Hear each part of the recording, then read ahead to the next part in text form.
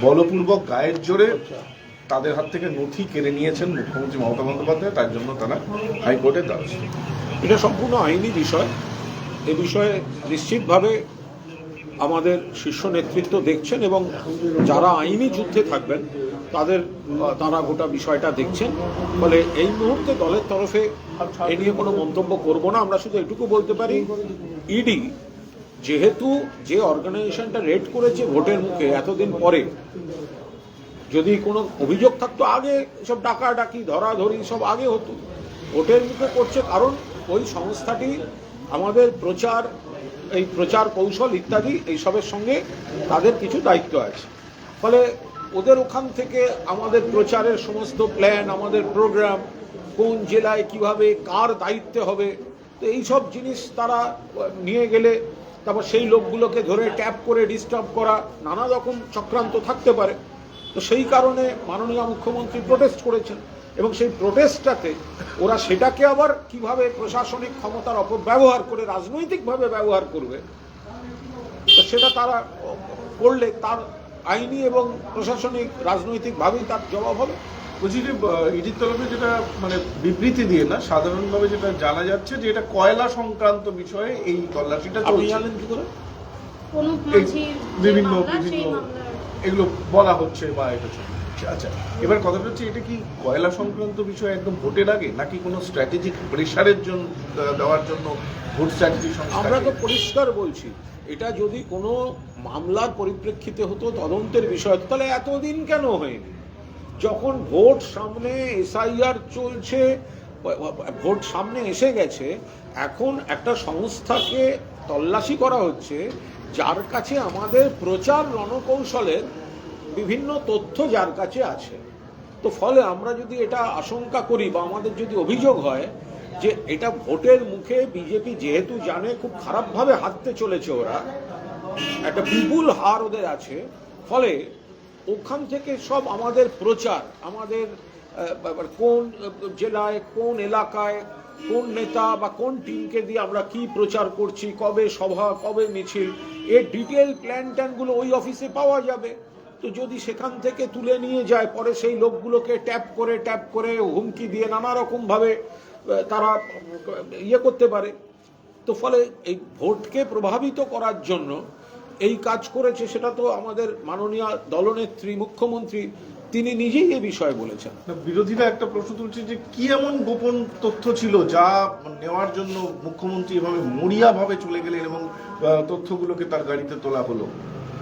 যেমন তথ্য যদি কিছু থাকে, তা আমাদের প্রচারের সহযোগী উপদেষ্টা সংস্থা, তাহলে তো আমাদের দলের তৃণমূলের প্রচারের কাগজ, প্রচারের তথ্য, প্রচারের প্ল্যানিং, প্রচারের প্রোগ্রামস, জেলা ভিত্তিক প্রচারের রুট, এগুলো তো থাকবে।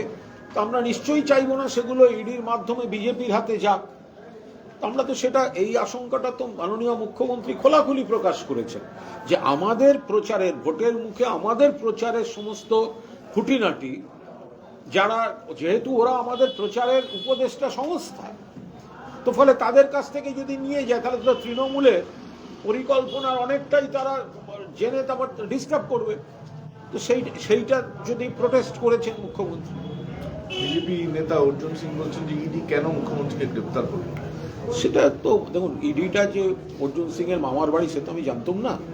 তো সুতরাং যখন ওনারই মামার বাড়ি, তাহলে উনি ওখানে গিয়ে ওনাদের পার্টি বিজেপি তারাই ক্ষমতায় আছে, তারাই ইডি পাঠাচ্ছে, এইসব বাজার গরম করা কথা বলে কি হবে? আজকের আক্রমণে এটা এই তল্লাশির মুখোশ পরা আক্রমণে প্রমাণিত বিজেপি ভয় পেয়েছে, বিজেপি ভীত। সেই কারণে এই ভোটের মুখে এই রেডটা হয়েছে। এবং এমন একটা দিন যেদিন জেপি নাড্ডা শহরে ভোটের লোকদের বিশেষ বৈঠক হচ্ছে, এসব আমি বলতে পারবো না কে শহরে আছে না। এই মোটামুটি ওকে। আর একটা জিনিস বলে দিই একেবারে, যে আজ এই মুহূর্তে 52 নম্বর ওয়ার্ডে রয়েছি। 52 নম্বর ওয়ার্ড চৌরঙ্গী বিধানসভা কেন্দ্র, এবং এখানে মাননীয় বিধায়ক রয়েছেন আমাদের স্বর্ণকমল সাহা, ওনার বাড়ি এখানে পাশেই। সন্দীপান সাহা মাননীয় মেয়র পরিষদ, কাউন্সিলর রয়েছেন সোহিনী মুখোপাধ্যায়, এখানকার সব লিডারশিপ রয়েছেন। এখানে SIR এর যে হিয়ারিং চলছে তাতে নাগরিকদের জন্য সহায়তা ক্যাম্প এখানে চলছে। তো এখানে আমাদের যারা নেতৃত্ব রয়েছেন, বাকি সব কর্মীরা রয়েছেন, নাগরিকরা এলে তাদের কি ডকুমেন্ট চাইছে, হ্যারাস করছে কিনা, হ্যারাস করলে কিভাবে তাদের পাশে দাঁড়ানো যায়, ডকুমেন্ট অনেকে বুঝতে পারছেন না কি কি চাইছে, সব এনারা দেখে করে দিচ্ছেন। পাশাপাশি এই ওয়ার্ডে উন্নয়নের পাঁচালী অধিবেশনও খুব ভালো করে চলছে। ফলে এটি চৌরঙ্গী বিধানসভায় পড়ছে, বিধায়ক নয়না বন্দ্যোপাধ্যায়, কিন্তু যেহেতু বর্ষিয়ান নেতা স্বর্ণকমল সাহা এখানেই বাড়ি এবং এখানকারই দীর্ঘদিনের রাজনীতিবিদ, সন্দীপন MIC ওপাশে কাউন্সিলর রয়েছেন, ফলে সবাই মিলে এই ক্যাম্প চালাচ্ছেন এবং তৃণমূল কংগ্রেস এইভাবেই সমস্ত জায়গায় নাগরিকদের পাশে রয়েছে। আচ্ছা, আপনি আজকে যে 4টের সময় যে ব্লকে ব্লকে যে প্রতিবাদ, সেটা একটু বলুন।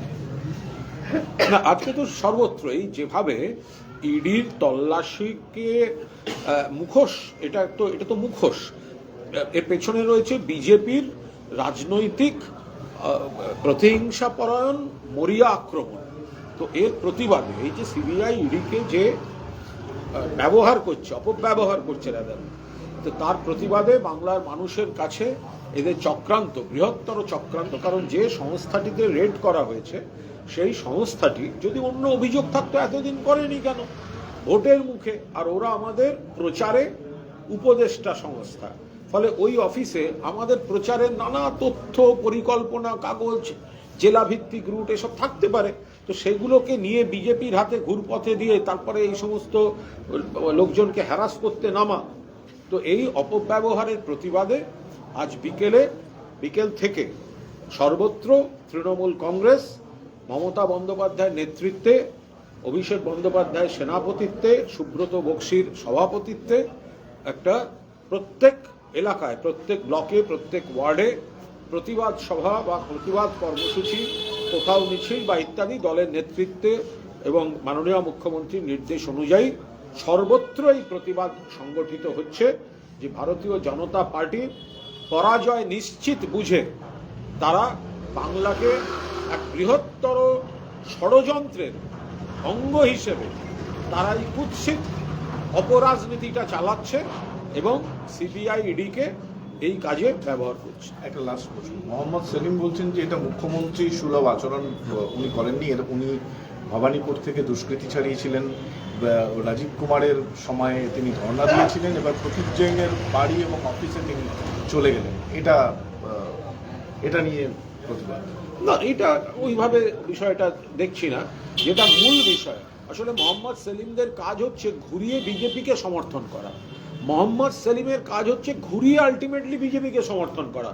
মোহাম্মদ সেলিম কিন্তু এটা বলছেন না যে ভোটের মুখে যে সংস্থা আমাদের প্রচারের উপদেষ্টা সংস্থা, তার বাড়ি, তার অফিস রেড করে আমাদের প্রচারের সমস্ত ব্লুপ্রিন্টগুলোকে তুলে নিয়ে যাওয়া, তার নিন্দা হচ্ছে না।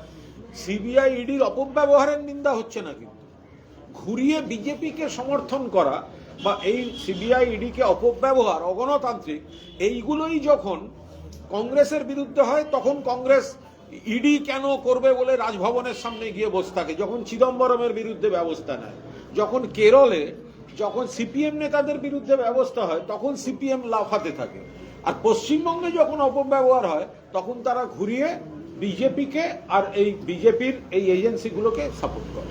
মুখ্যমন্ত্রী এবং সিপির যাওয়াটা অনৈতিক, অসাংবিধানিক এবং কেন্দ্রীয় সংস্থার তদন্তে সরাসরি বাধা দান করা হয়েছে।